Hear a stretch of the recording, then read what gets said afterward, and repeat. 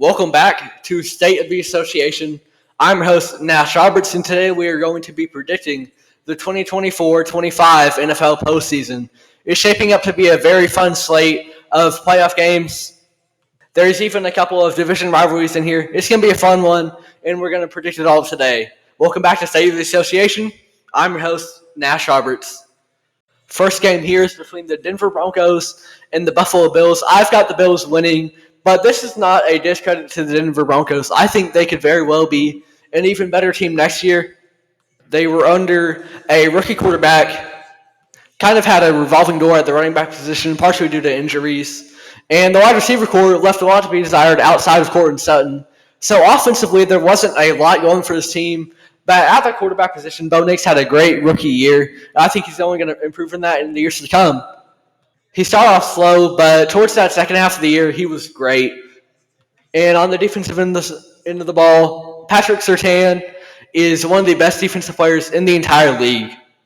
So this is not a discredit to the Denver Broncos whatsoever, but I think the Buffalo Bills are going to move on here. They are, in my opinion, one of the most complete teams in the NFL. And this was a year where Josh Allen has just lost his top wideout in Stephon Diggs, but he just had one of his most efficient years yet. And Buffalo's looked great all year. They are going to move on to the next round of the NFL playoffs. Next up, we have the game between the Pittsburgh Steelers and the Baltimore Ravens. Of course, a division game means more even beyond just being a playoff game. But I think this one goes to the Baltimore Ravens pretty handily. As the year has gone on, the Steelers have gotten worse, and the Ravens, just the opposite. They've kicked into high gear. As the year goes on, Derrick Henry is just playing teams that are more and more fatigued. And, of course, the lot of carries he gets, he's going to face a little bit of fatigue too. But with his physical running style, he's able to take advantage of that, and he's going to be a very hard guy to bring down. Much like I talked about with Josh Allen, same thing with Lamar Jackson here. He has had his most efficient season yet as an NFL quarterback. The first one ever to throw for 4,000 yards and run for over 800. And one of the best quarterback ratings in NFL history belongs to 2024 Lamar Jackson. He could very well be the MVP once again, and the Ravens are certainly not going to be out this early. For the Steelers, the Russell Wilson experience started out with fireworks, but in recent weeks, it hasn't been very pretty. And facing a tougher defense like Baltimore, especially a team that you've played against twice already, I don't think that's going to be a good matchup for you. And the Steelers will be a first-round exit after having a great start to the year. Last game in the AFC for Wild Card Weekend is between the Los Angeles Chargers and the Houston Texans. And the Texans team had sky-high expectations going into the year. C.J. Stroud had an incredible rookie year. Then they bring in Stephon Diggs, as well as having great wideouts already in Nico Collins and Tank Dell, as well as the addition of Joe Mixon, who has been a very good leader on this team. This was also the second year for head coach DeMeco Ryans, so one would expect that he's only going to get better with time as well. But this was a sophomore slump for both the head coach and the quarterback. They'll be fine in the long run. But for Houston, I think they are going to stall out in the first round of the playoffs. This offense has not looked as electric as it did the year prior. And the long-term outlook on this team is very bright, but this year, they're just not there. For the Los Angeles Chargers, I think they definitely move on from Wild Card Weekend over to the divisional round. The addition of Jim Harbaugh has really changed the culture of this team. Production-wise, Justin Herbert, you might look at the statistics and say that he's not playing at the same level that he once did. But he's been more safe and conservative with the ball than he had in years prior, and is still playing very good ball. There's passes he makes that really only a few quarterbacks in the entire NFL can make. Jim Harbaugh really trusts him, and this team is very well balanced. Their defense looks amazing, and that offense has really picked it up in the last couple of weeks.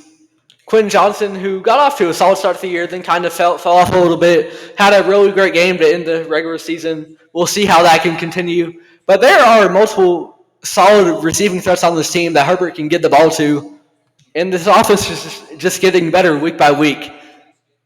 So the Chargers, I definitely have moving on here to the divisional round. Over into the NFC side of things now, we have the Green Bay Packers and the Philadelphia Eagles. For the Packers, Jordan Love has been a lot safer with the ball as of late, but they are playing a juggernaut in the Philadelphia Eagles. A team without a lot of major flaws, and Jalen Hurts, their quarterback, is going to be back from concussion protocol, so that's going to boost the team even more. I think it really just is a bad matchup for the Green Bay Packers. Philadelphia has an offense that can compete with the best of them, as well as a great defense, led by some really young players on the defensive end from Quinion Mitchell, Cooper DeJean, Jalen Carter. And then on offense, you've got the addition of Saquon Barkley, who just rushed for 2,000 yards and had a rest week, as well as Jalen Hurts, who can be streaky at times, but when he's on, can be one of the better quarterbacks in the NFL. I've definitely got the Eagles moving on here. Packers have a lot of talent as well, especially a lot of depth at the wide receiver position, but they just lost Christian Watson.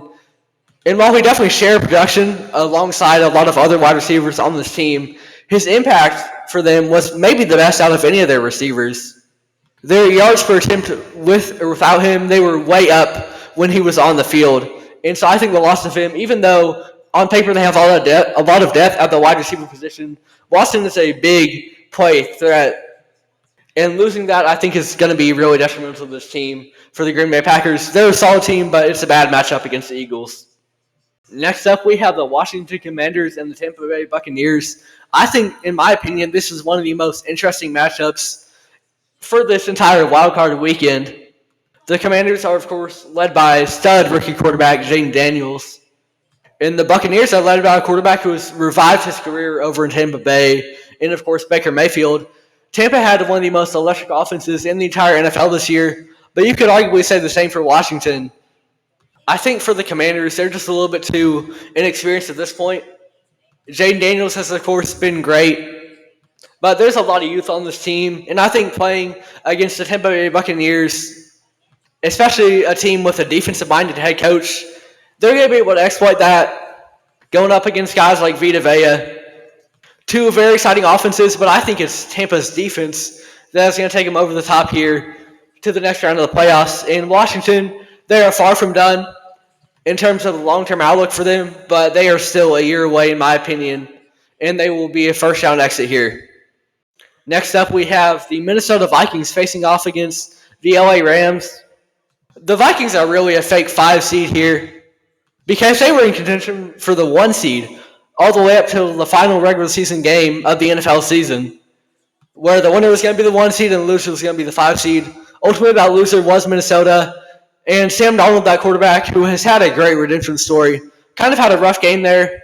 He looked really frazzled at times and frantic, and he's going to be facing a pretty solid Rams defense.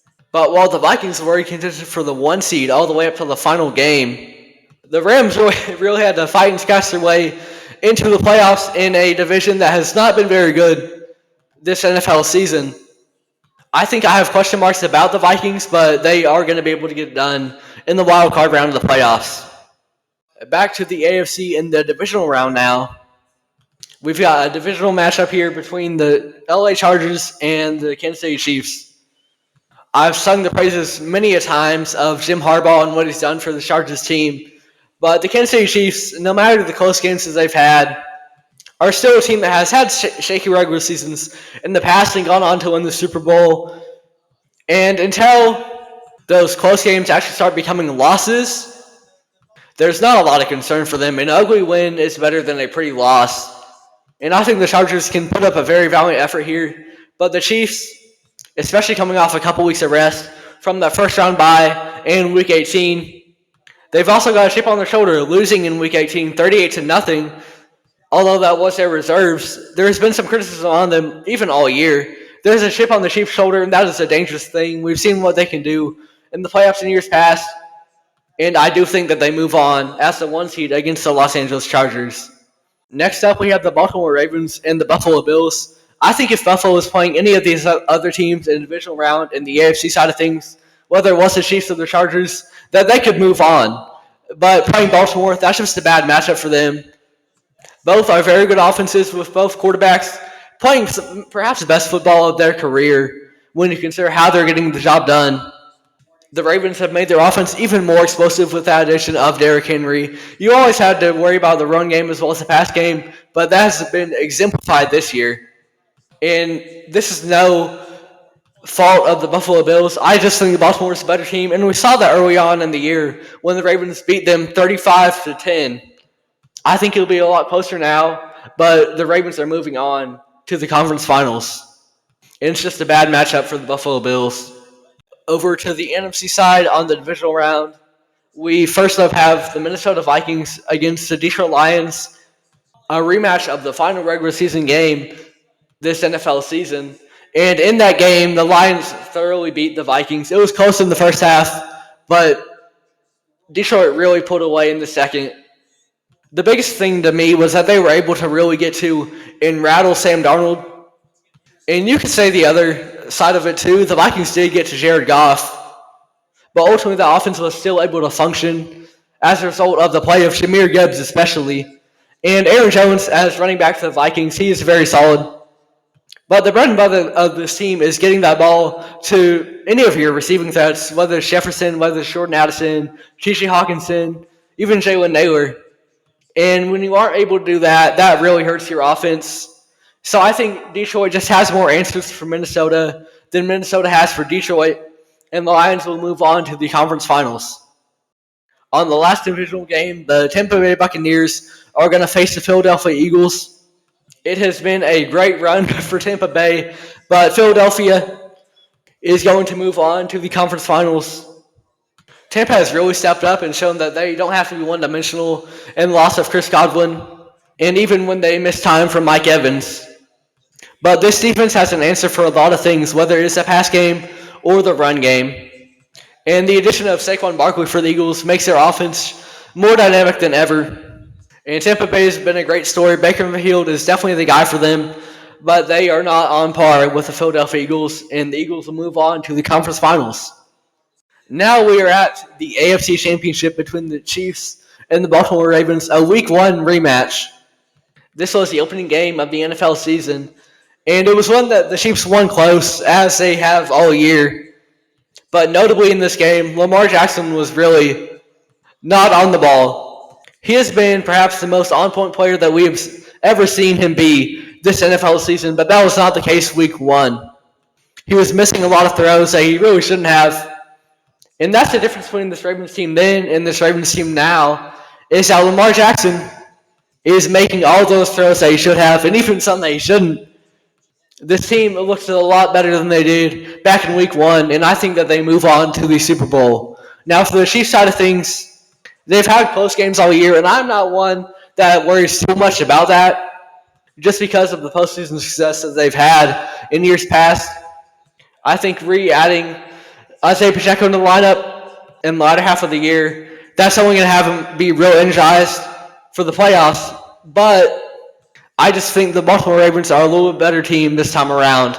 And they had a close game in the opening game of the NFL season, but the Ravens look better than ever. And I think as a result of that, they will move on to the Super Bowl. It's an AFC Championship defeat for the Kansas City Chiefs. For the NFC Championship, we have the Philadelphia Eagles facing the Detroit Lions, perhaps the two most complete teams in the entirety of the NFL. But I think Detroit has just been a little bit better. Ever since starting out 2-2, the Philadelphia Eagles have been amazing. But the difference is that Detroit has been amazing all year. And at the end of the day, when it's two teams that are really, really close and stack up very well, it kind of comes down to what coach do I trust more, and that's definitely Dan Campbell. The way he has turned this organization around and changed the culture of Detroit, I trust him over Nick Sirianni. Jalen Hurts hasn't played in a couple weeks now, and rest is good, but I think, especially early on in this game, he might kind of struggle to get into a rhythm. And he's had a couple playoff games to get back into that rhythm now. But now you're playing one of the best teams in the entire league. And I think Philadelphia loses here in the NFC Championship. Do I think Sirianni should be on the hot seat? No, given the success that the team has had under him. But I don't think that they're going to be able to get it done against the Detroit Lions in the NFC Championship here. That now brings us to the Super Bowl. And I have the winner being the Detroit Lions. They are, in my opinion, the most complete team in the NFL. From the run game to having multiple passing threats, not just Amon-Ra St. Brown, but the arrival of Jameson Williams. Jared Goff finally finding a place as the quarterback. And the defense has only getting better with time and has really taken a step forward this year. I have Detroit, for the first time in franchise history, winning the Super Bowl. The Ravens did a great job to get here, but I think they're just slightly outmatched by the Detroit Lions. And it's a testament to the way that Dan Campbell has changed the culture of this team entirely. From one of the losingest NFL franchises to going 15-2 in the regular season, and now, via my predictions, winning the Super Bowl. For the Ravens, I don't think there's much cause for concern here. If you run it back again, this could be a coin toss, and it could very well go to you. But you're arguably playing the most complete team in the entire NFL. And as a result, I think this one goes to Detroit. And that is all for my predictions on the NFL playoffs. Thank you for listening. Only time will tell how accurate these are. That is all for today's episode of State of the Association. Thank you for tuning in. I'm your host, Nash Roberts. Welcome back to State of the Association. I'm your host, Nash Roberts, and today we are going to be predicting the 2024-25 NFL postseason. It's shaping up to be a very fun slate of playoff games. There's even a couple of division rivalries in here. It's going to be a fun one, and we're going to predict it all today. Welcome back to State of the Association. I'm your host, Nash Roberts.